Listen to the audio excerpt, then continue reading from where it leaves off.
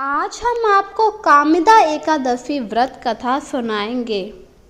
यह व्रत विष्णु भगवान को प्रसन्न करके सभी पापों से मुक्ति पाने के लिए किया जाता है। मान्यता के अनुसार इस व्रत को करने से वाजपेय यज्ञ का फल मिलता है और मनुष्य मोक्ष को प्राप्त हो जाता है। कामिका एकादशी विशेष रूप से उन लोगों के लिए काफ़ी महत्वपूर्ण मानी जाती है जिन्होंने अनजाने में कोई पाप किया हो।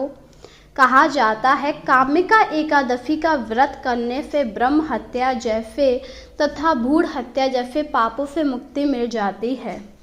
तो आइए हम आपको इससे जुड़ी कथा सुनाएं।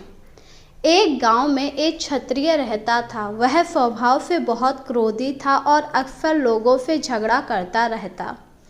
एक बार उसका झगड़ा एक ब्राह्मण से हो गया और उसने आवेश में आकर ब्राह्मण की हत्या कर दी।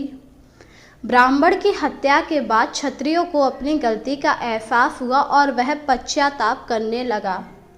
उसने गांव वालों से क्षमा मांगी और ब्राह्मण का अंतिम संस्कार विधि विधान से करने का वचन दिया। हालांकि गांव के पंडितों ने उसे अंतिम संस्कार में शामिल होने से मना कर दिया क्योंकि उस पर ब्रह्म हत्या का दोष था। क्षत्रिय बहुत परेशान हुआ और उसने एक साधु से जाकर इस पाप से मुक्ति पाने का उपाय पूछा।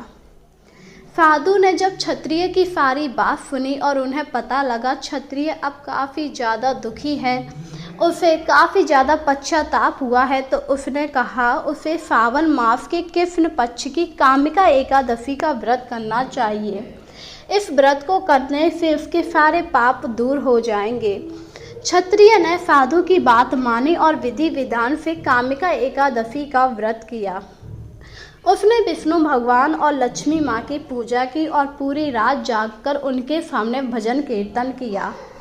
रात में सपने में विष्णु भगवान ने उसे दर्शन दिए। विष्णु भगवान ने उसे बताया वह उसके व्रत से काफ़ी ज़्यादा प्रसन्न है और उन्होंने उसे ब्रह्म हत्या के पाप से मुक्ति दे दी है। यह सुनकर क्षत्रिय काफ़ी ज़्यादा खुश हुआ। वहीं इस घटना के बाद से ही कामिका एकादशी व्रत का महत्व और ज़्यादा बढ़ गया है। कहा जाता है जो कोई भी इस दिन व्रत रखता है उसकी सभी मनोकामना विष्णु भगवान पूरी कर देते हैं।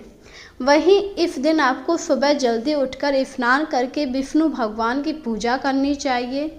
विष्णु भगवान को तुलसी दल अवश्य अर्पित करना चाहिए क्योंकि उन्हें तुलसी बहुत ही प्रिय होती है।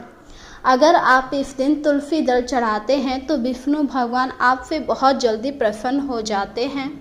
व्रत वाले दिन पूरे दिन आपको भजन कीर्तन करने चाहिए जिससे विष्णु भगवान आप पर बहुत प्रसन्न होंगे।